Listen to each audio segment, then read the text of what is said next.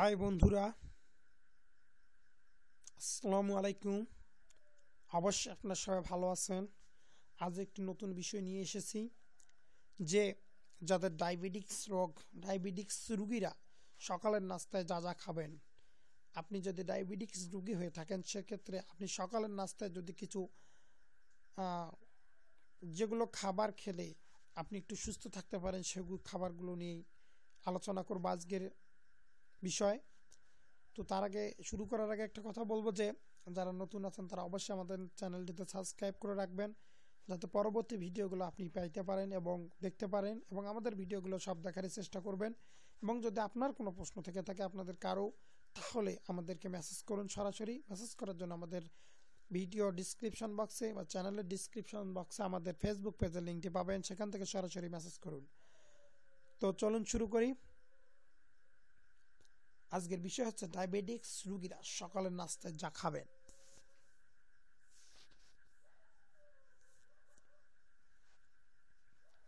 যাদের ডায়াবেটিক্স আছে তাদের অনেকেই সকালের নাস্তা খেতে চান না, অথবা অপরিকল্পিতভাবে সকালের নাস্তা ব্রেকফাস্ট সেরে ফেলেন।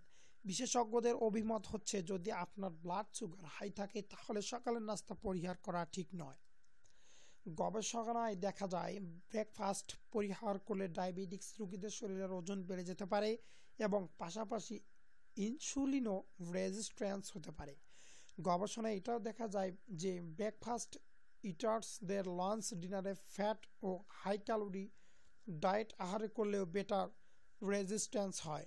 পাশাপাশি প্রতিদিন একই সময়ে ব্রেকফাস্ট করা উচিত যাতে সারাদিনের ব্লাড সুগার একই রকমের থাকে। রিডার্স ডাইজেস্ট অবলম্বনে সকালের নাস্তা আহারের নানা পরামর্শ এখানে তুলে ধরা হলো।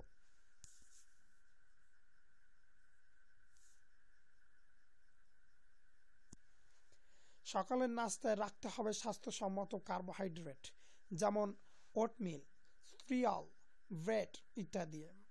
বাসাতেই ব্রেকফাস্ট আহারের অভ্যাস করতে হবে। ব্রেকফাস্টে রাখতে হবে অত্যন্ত 1000 কিলো ক্যালোরির মতো খাদ্য শক্তি।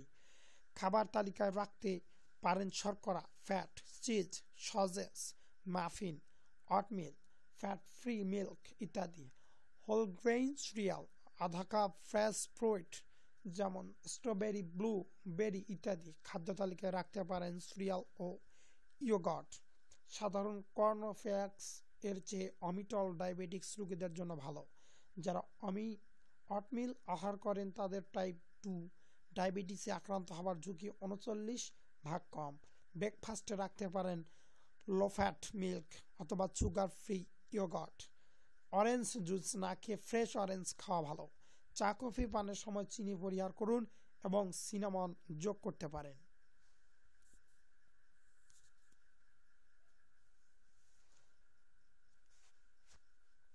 তো অবশ্যই আপনারা সবাই ভিডিওটি মনোযোগ দিয়ে দেখেছেন এবং বুঝতে পেরেছেন যে কী কী খাদ্যের কথা বলা হয়েছে। তো এটি মনোযোগ সহকারে শুনবেন এবং করার চেষ্টা করবেন, তাহলে মনে হয় আপনাদের এই রোগ থেকে অবশ্যই একটু হলেও নিস্তার পাবেন, সুন্দর সুস্থ থাকতে পারবেন, জীবন ভালো কাটাতে পারবেন। তো আজকের ভিডিও এখান থেকেই শেষ। আর যারা নতুন আছেন তারা অবশ্যই আমাদের চ্যানেলটি সাবস্ক্রাইব করবেন, কারণ আপনারা সুস্থ থাকলে আমরা সুস্থ। আর আপনাদেরকে এত কষ্ট করে ভিডিওগুলো দিতেছি, একটু হলেও আমাদের চ্যানেলটিকে যেন সামনের দিকে এগিয়ে নিয়ে যাওয়া যায় সেই দিকে আপনারা একটু খেয়াল রাখবেন। সুস্থ থাকবেন, সুন্দর থাকবেন। খোদা হাফেজ।